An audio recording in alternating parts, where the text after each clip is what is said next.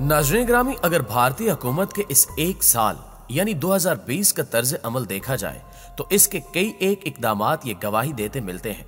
कि शायद मोदी अपनी इस दूसरी टर्म के खात्मे से कबल एक खौफनाक खुदकुशी के इर्तिकाब का फैसला कर चुका है। अगर हम साल के आगाज को देखें तो पुलवामा ड्रामे के फौरन बाद बालाकोट पर मज़क्का खेज हमला इस जंग की बुनियाद रखता मिलता है, जो कि अब सर पर पहुंच चुकी है।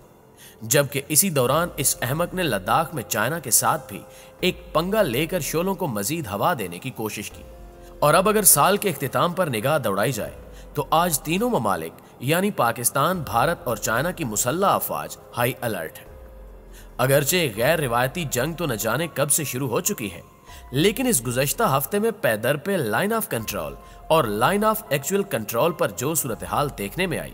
और इसके बाद पाकिस्तानी वज़ीर ख़ारजा शाह महमूद कुरैशी का एक गैर मुल्क की सरजमीन पर यह बयान कि भारत पाकिस्तान के खिलाफ एक सर्जिकल स्ट्राइक की पूरी तैयारी करने के बाद सिर्फ इस बात का मुंतज़िर है कि कब इसके हिमायती या दोस्त इसको सब झंडी दिखाकर इस मुहिम जुई की इजाज़त देते हैं, जो कि अनंतनाग में होने वाले इस ताज़ा तरीन वाक़े की सूरत में शायद अब मिल चुकी है। और अब इस बाबत आइंदा चंद घंटे इंतहाई अहम समझे जा रहे हैं। मगर इस सारी सूरत हाल की तफसीलात जानने से पहले हमारी दरखास्त है कि वीडियो को लाइक करने के साथ साथ इसे दीगर अहबाब के साथ भी शेयर जरूर कीजिएगा ताकि हमारी हौसला अफजाई भी मुमकिन हो सके। मुअज़्ज़िज़ ख़वातीन व हज़रात, ना सिर्फ मोदी की हमाकतें इन दिनों उरूज पर हैं, बल्कि रिवायत के मुताबिक भारतीय मीडिया भी जलती पर तेल फेंकने का मनसब पूरी तनदही के साथ अंजाम दे रहा है, जिसके आईने में यह साफ नजर आ रहा है कि इस वक्त ये पूरा खित्ता बारूद के ढेर पर बैठा है, जो किसी वक्त भी किसी खौफनाक धमाके से फट सकता है। और अगर इसके असबाब पर निगाह दौड़ाई जाए तो महसूस होता है कि यह सब कुछ एक सोची समझी साजिश है। सिखों का मौजूदा एहतजाज, जो कि अब एक अलैदगी पसंद तहरीक में ढल चुका है, का पौधा भी बीजेपी हुकूमत ने खुद अपने हाथों से लगाया। जबकि तारीख के इस शदीद तरीन एहतजाज के बावजूद भारतीय हुकूमत की इससे मुसलसल मुजरिमाना चशमपोशी भी इस बात पर दलालत करती है कि वो ना सिर्फ अपने मुल्क में अकलियतों को हकूक देने पर तैयार नहीं, बल्कि इसे पाकिस्तान के खिलाफ अपनी मंसूबा बंदी के मुताबिक सर्जिकल स्ट्राइक करने के लिए एक माकूल बहाना भी चाहिए, ताकि अपोजिशन इसके रास्ते में कोई रुकावट खड़ी न कर सके। सो यही वजह है कि इन बदतरीन हालात में भी गुज़श्ता दिनों भारतीय अफवाज ने अक़वाम मुत्तहिदा के मुबस्सिरीन की गाड़ी पर हमला करते हुए वो हरकत की जिसकी मिसाल बदतरीन जंगी माहौल में भी नहीं मिलती, जिसके रद्द अमल में पाकिस्तान ने न सिर्फ भरपूर एहतजाज किया, बल्कि इसे यूनाइटेड नेशन के सामने उठाते हुए ये मुतालबा भी कर दिया कि आलमी इदारे के सेक्रेटरी और सदर की निगरानी में इसकी मुकम्मल तहकीकात भी कराई जाए। जबकि वज़ीर-ए-आज़म पाकिस्तान बड़े ही वाज़े अल्फाज में ये बयान भी दे चुके हैं कि अगर इस दफ़ा भारत ने किसी भी मुहिम जोई की कोशिश की तो इसका भरपूर और सख्त तरीन जवाब दिया जाएगा। नाज़रीन ग्रामी, पाकिस्तान की हुकूमत और हमारी खुफिया एजेंसियां एक नहीं बल्कि कई बार ये वाजे कर चुकी हैं कि भारत अपने अंदरूनी मामलात से तवज्जो हटाने के लिए अपने इलाके में दहशतगर्दी की कोई न कोई ऐसी वारदात कर सकता है जिसका इल्जाम वो पाकिस्तान पर लगाकर जंग का बहाना तलाश कर सके। सो ताज़ा तरीन खबरों के मुताबिक अनंतनाग के इलाके में रात के अंधेरे में पुलवामा तर्ज का एक और ड्रामा स्टेज किया गया,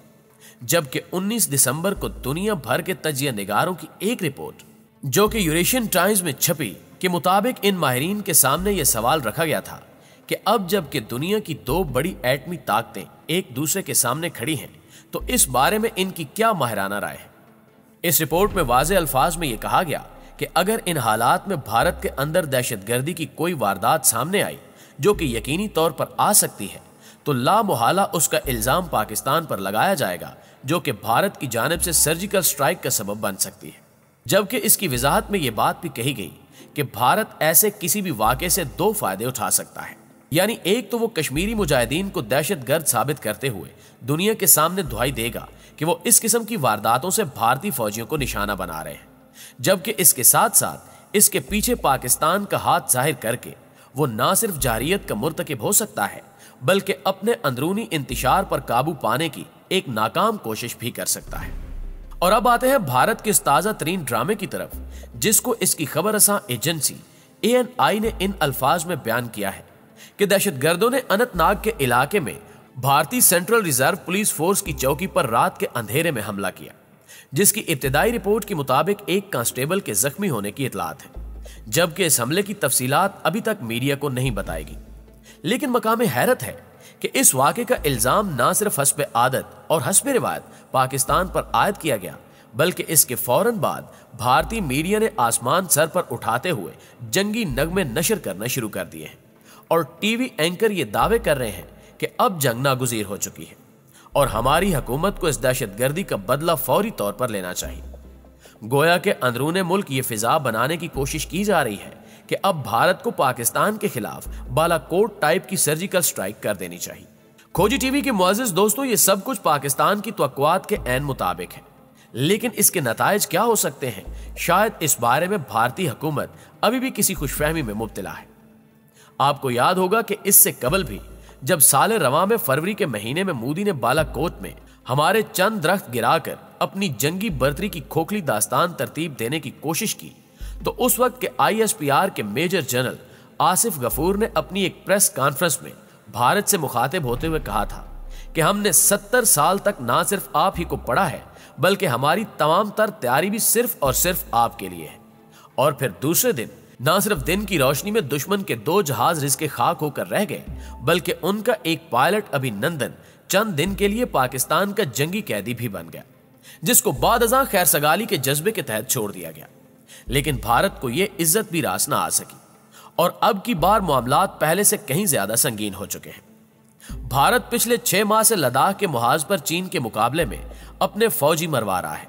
जबकि इस वक्त पाकिस्तान और चीन के मुफादात एक होने के नाते दोनों ममालिक एक दूसरे के दिफा के जामिन भी तस्लीम किए जाते हैं। और अब इस बात में भी कोई दो राय नहीं कि अगर भारत अपने दोस्तों की ईमा और मुआवनत के साथ पाकिस्तान पर हमले का शौकीन है, तो इसके साथ साथ इसके मुकाबले में भी सिर्फ पाकिस्तान नहीं, बल्कि इसकी दोस्त ताकतें भी पूरी तरह अपनी जिम्मेदारियों से आगाह हैं। और अब की बार मोदी को एक नहीं बल्कि बैक वक्त 2 महाजों पर जंग लड़ना पड़ेगी, जो कि चीन और पाकिस्तान के खिलाफ होगी। हाल ही में लद्दाख के मुहाज पर चीन का अपने बेहतरीन जनरल को भेजना भी कोई गैर अहम फैसला नहीं था, जो कि दुनिया भर के दिफाई तजिया निगारों का मौजू खास बना हुआ है। जबकि इसके साथ साथ पाकिस्तान में भारतीय सरहद के करीब चाइना और पाकिस्तान की एयरफोर्स की मुश्तरका मशकें भी इंतहाई मानी खेज है। सो ये एक तयशुदा बात है कि अगरचे ये मुतवक्के जंग महदूद पैमाने पर लड़ी जाएगी, लेकिन इसमें भारत को अगर एक तरफ से चीन का सामना करना पड़ेगा, तो दूसरी जानिब पाकिस्तान इसकी नब्जें रोकने के लिए मकबूजा कश्मीर को मैदान जंग बना सकता है। मुअज़्ज़िज़ दोस्तों, ये बात अब चिश्मे आलम से ढकी छुपी नहीं है कि इस वक्त भारत के अलावा पाकिस्तान और चीन की मुसल्लह अफवाज भी हाई अलर्ट है। यह जंग फिजाई हो या जमीनी, हर 2 सूरतों में मोदी को एक ऐसी फौज से पाला पड़ने वाला है जिसकी ना सिर्फ जंगी सलाहियत साबित शुदा है, बल्कि इसका मोराल भी बुज़दिल हिंदू फौज के मुकाबले में कहीं ज्यादा है। रही बात इसके दुश्मनुमा दोस्तों की, तो ये एक आलमगीर हकीकत है कि कोई भी किसी और की खातिर अपनी जान का सौदा करने के लिए कभी तैयार नहीं होता। आखिर में दुआ है कि अल्लाह ताला इस खित्ते को हर किस्म की जंग से महफूज रखे, आमीन सुमा आमीन। जी तो दोस्तों, आपकी राय इस बारे में क्या कहती है, कमेंट करके हमें भी जरूर बताइएगा। और अगर वीडियो अच्छी लगी है तो इसे लाइक करते हुए अपने दीगर दोस्तों के साथ भी शेयर कर दीजिए। न्यूज़ चैनल पर नए शामिल होने वाले दोस्तों से गुजारिश है कि अगर आप हर लम्हा खित्ते की बदलती सूरत हाल से बाखबर रहना चाहते हैं, तो हमारे चैनल को सब्सक्राइब करने के साथ साथ घंटी के बटन को भी दबा दीजिए। इंशाल्लाह आपसे मुलाकात होती है अगली वीडियो में। तब तक अपना ढेर सारा ख्याल रखिएगा। अल्लाह निगहबान।